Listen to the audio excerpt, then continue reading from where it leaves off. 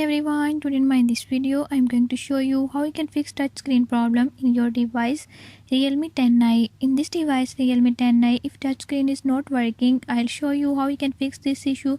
Before we start, if you are new to my channel, don't forget to subscribe and press bell icon. Watch complete video and learn how you can do it. Let's watch.